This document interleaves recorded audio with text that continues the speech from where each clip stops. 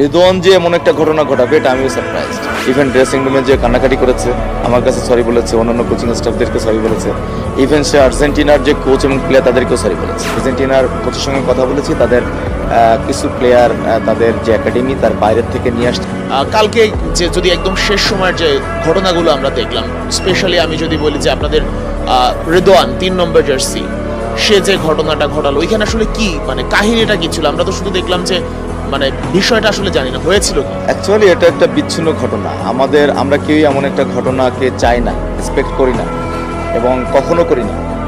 আর এটা ফুটবলের আমরা দেখেছি অনেক সময় এমন ঘটনা ঘটতে, বাট আমার একটা প্লেয়ার করবে বা আমার দলের একটা প্লেয়ার এটার সাথে যুক্ত থাকবে, সেটা আমি কোনোভাবে একজন কোচ হিসেবে আমি অ্যাকসেপ্ট করবো না। ঘটনাটা ঘটেছে, আগে পিছে কি হয়েছে সেটা পরের বিষয়, সেটা আমাদের জানার বিষয় না।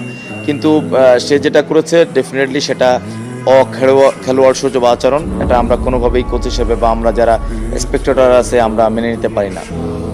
সো সে যেটা করার পরে সে ভীষণ অনুতপ্ত হয়েছে। ইভেন ড্রেসিং রুমে যে কান্নাকাটি করেছে, আমার কাছে সরি বলেছে, অন্যান্য কোচিং স্টাফদেরকে সরি বলেছে, ইভেন সে আর্জেন্টিনার যে কোচ এবং প্লেয়ার তাদেরকেও সরি বলেছে।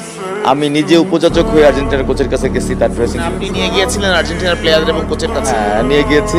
তো তারা কোচ যেটা সে ভীষণ পজিটিভলি এটা রিসিভ করেছে, বলেছে না এটা ফুটবলের একটা পার্ট, খেলার মাঠ এটা